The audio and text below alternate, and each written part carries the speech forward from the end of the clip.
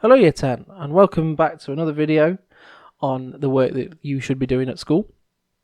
I hope you've had a restful Easter holiday. I really do hope you've taken some time to let your brain kind of shut down, recover, get back used to working again, and we're now on a fresh start for this week. I know it's been a while since I've made a video.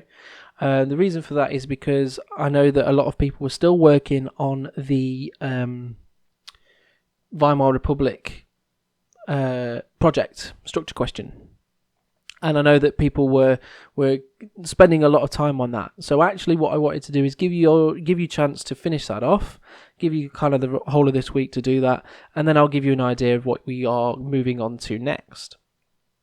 What we've done as a department is we've decided that we're going to create some sheets, some grids to kind of help you with an idea of where we're going in the future and give you an idea of what you need to be sending us, because I know there's been a lot of confusion over what needs to be sent to teachers and what you need to keep at home, and so hopefully this not only will help us as a department so we know what we should be looking for, but it will help you with an idea of what you should be sending to us. So the first thing I'm going to do is talk through the VLE and give you an idea of where this grid is. This grid is, I just want to stress, it's really important, so I would spend some time reading through it. And then I'm going to talk about the lesson that I would like you to do for this week. So if you go to history, if you go to year 10, Germany, and then we are now in part 2. As you can see, I've removed some of the other folders that were in here, so it should be much more streamlined to give you an idea of where to go. So if you go to part 2 now, Germany and the Depression, then this is the sheet that I'm talking about, Year 10 Germany and the Depression History Scheme of Work. Okay, if you download that and open it, you will get this. So the idea of this is to give you a step-by-step kind of instruction on where you should be going and also tell you what you need to complete.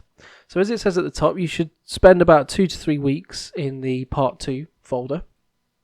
And this is based on the fact that if you spend about 3 hours working on history each week. This is because we have 3-hour slots in our timetable at school. So we're kind of just trying to keep it the same as if you were at school. So this table shows the topic and the resources that you'll need and where you should send your work once it's complete. That's the key thing. So let's look at lesson 1, because that's the one that we're going to do today. Why did the Nazis rise in popularity? That's the question. What you need to do is you need to go to the folder, and in this folder it will show that there is a Why did the Nazi Party rise in popularity PowerPoint. Okay, so that is, if we go to lesson 1, right here. There is also an information PowerPoint, information. There is an A3 worksheet PowerPoint, okay, and then it says here, if you struggle with this one, the sheet marked diff is an easier version. Okay, so I would like you to try and work through this one, but if you're struggling with it, if you need some extra pointers, then this one, diff, is an easier sheet, so use that if you need help. Then there is a homework interpretation question, which is here, and a homework help sheet. Okay, so it gives you an idea of everything that you should find in the folder. Then there is a step-by-step kind of work plan for each lesson. So the first task involves the A3 worksheet. You will need to try and complete this to show why each of the 5 factors made people vote for the Nazi Party. Okay, so let's go back to the PowerPoint. Let's work through this together. So here's the question. Why did the Nazi Party rise in popularity between 1928 and 1932? Okay, so let's set the scene. Germany in 1930. There's massive unemployment and thousands of people are living in poverty. Businesses are failing and Germany suspends reparation payments. Now, I want to stress the importance of this to start with, okay? This unemployment and the people living in poverty is caused by the Wall Street crash, okay? Otherwise known as the Great Depression. And the Wall Street crash is called the Wall Street crash because it was a crash of the stock market in America. Okay, and in America, the stock market is housed on Wall Street in New York. Okay, that's why it's called the Wall Street crash.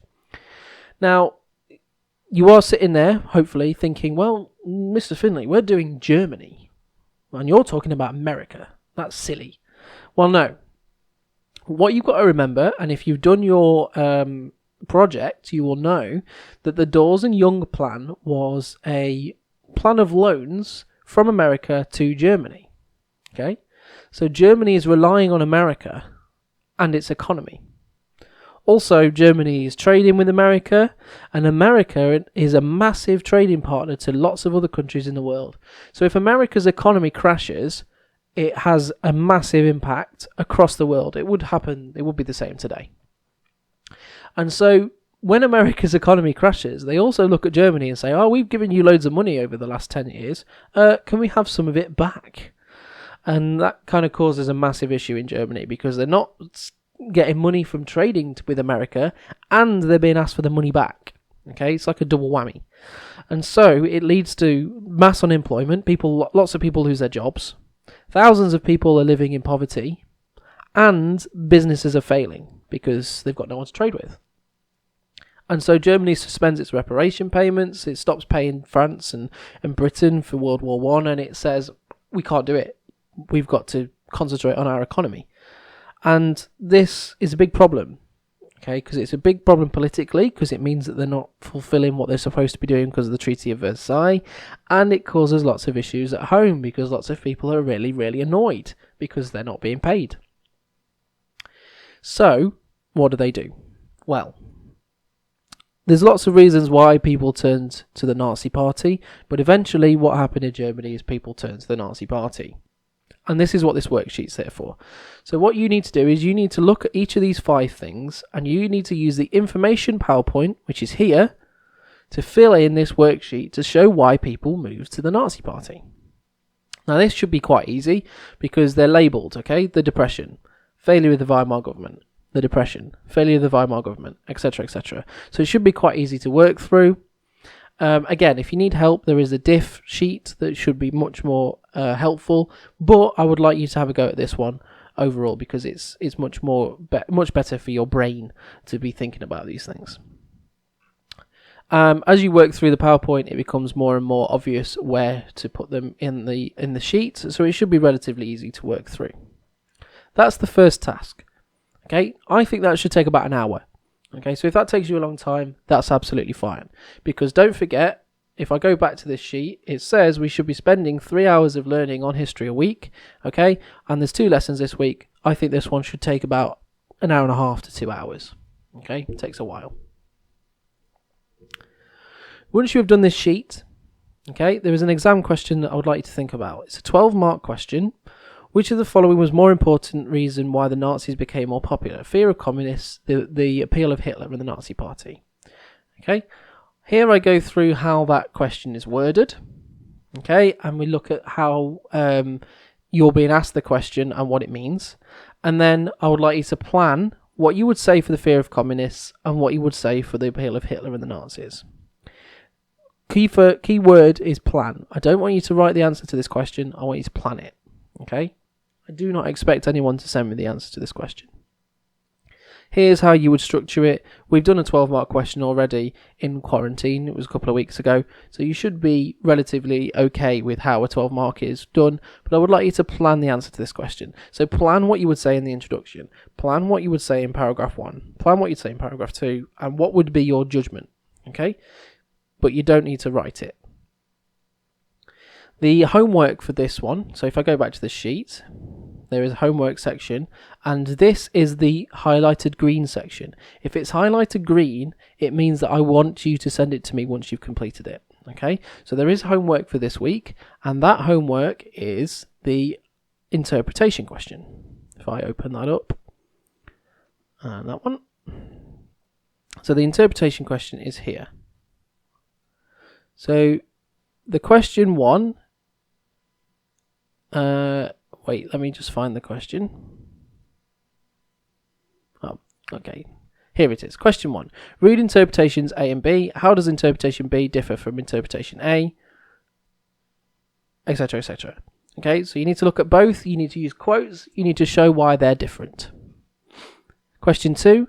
Why might the authors of A and B have different interpretations? Okay, who is this person? Who is this person? Why would they have a different idea on what happened?